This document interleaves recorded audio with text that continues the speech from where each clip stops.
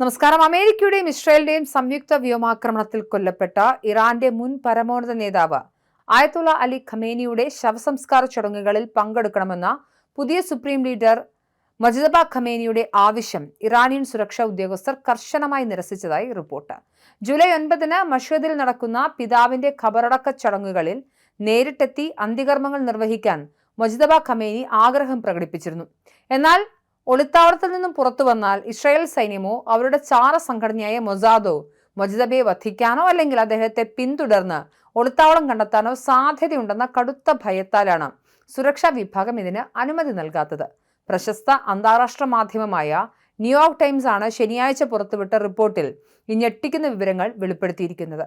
ശനിയാഴ്ച മുതൽ രാജ്യത്ത് ആരംഭിച്ച ബഹുദിന വിലാപയാത്രയുടെ ആസൂത്രകരിൽ ഒരാളെയും ഇസ്ലാമിക് റവല്യൂഷണറി ഗാർഡ് കോർപ്സിലെ 2 ഉദ്യോഗസ്ഥരെയും ഉദ്ധരിച്ചാണ് പത്രം ഈ വാർത്ത പുറത്തുവിട്ടിരിക്കുന്നത്. കഴിഞ്ഞ ഫെബ്രുവരി 28 ഇറാന് നേരെ യുഎസും ഇസ്രായേലും നടത്തിയ അതിശക്തമായ ബോംബാക്രമണത്തിലാണ് അലി ഖമേനിയും അദ്ദേഹത്തിന്റെ ഭാര്യയും മകനും കൊല്ലപ്പെട്ടത്. അന്ന് നടന്ന ആദ്യഘട്ട ആക്രമണത്തിൽ മൊജ്തബ ഖമേനിക്കും കടുത്ത പരിക്കേറ്റിരുന്നു. അതിനുശേഷം ഇന്നേ വരെ മൊജ്തബ പൊതുവേദിയിൽ എവിടെയും പ്രത്യക്ഷപ്പെട്ടിട്ടില്ല. കഴിഞ്ഞ ബുധനാഴ്ച ടെഹ്റാനിൽ വെച്ച് നടന്ന സ്വന്തം ഭാര്യയുടെ അനുസ്മരണ ചടങ്ങിൽ പോലും മൊജ്തബ പങ്കെടുത്തിരുന്നില്ല എന്നത് ശ്രദ്ധേയമാണ്. പുതിയ നേതാവ് ഇങ്ങനെ പൊതുജനങ്ങളിൽ നിന്നും മാധ്യമങ്ങളിൽ നിന്നും തുടർച്ചയായി ഒളിച്ചിരിക്കുന്നത് ഇറാന്റെ ഭരണത്തിന്റെ നിലനിൽപ്പിനെയും സുസ്ഥിരതയെയും കുറിച്ച് രാജ്യത്തിനകത്ത് തന്നെ വലിയ ആശങ്കകൾക്ക് കാരണമായിട്ടുണ്ടെന്ന് 4 മുതിർന്ന ഇറാനിയൻ ഉദ്യോഗസ്ഥർ വ്യക്തമാക്കുന്നുണ്ട്.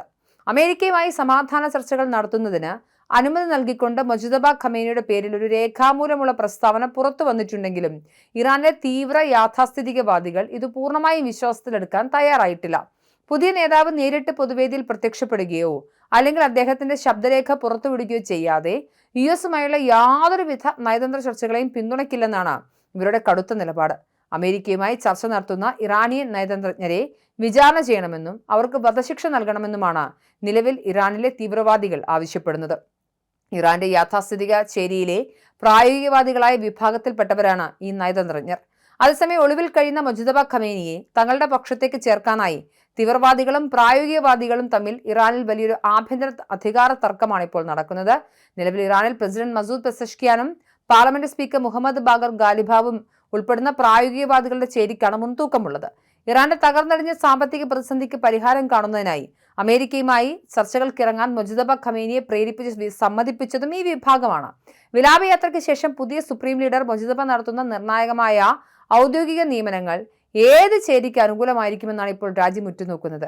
ഇറാന്റെ ഭരണം അട്ടിമറിക്കുക, അവരുടെ ബാലിസ്റ്റിക് മിസൈൽ ശേഖരങ്ങളും ആണവ പദ്ധതികളും പൂർണ്ണമായി തകർക്കുക എന്ന ലക്ഷ്യത്തോടെയാണ് അമേരിക്കയും ഇസ്രായേലും ചേർന്ന് ഇറാനെതിരെ യുദ്ധം ആരംഭിച്ചത്. തുടർന്ന് കനത്ത പോരാട്ടത്തിനൊടുവിൽ കഴിഞ്ഞ ഏപ്രിൽ 8 ഇരു വിഭാഗവും താൽക്കാലിക വെടിനിർത്തലിൽ എത്തിച്ചേർന്നിരുന്നു. കഴിഞ്ഞ മാസം ഇരു രാജ്യങ്ങളും തമ്മിലുണ്ടാക്കിയ ധാരണാപത്രത്തിന്റെ അടിസ്ഥാനത്തിൽ യുഎസും ഇറാനും ഇപ്പോൾ സമാധാന ചർച്ചകളിൽ ഏർപ്പെട്ടിരിക്കുകയാണ്.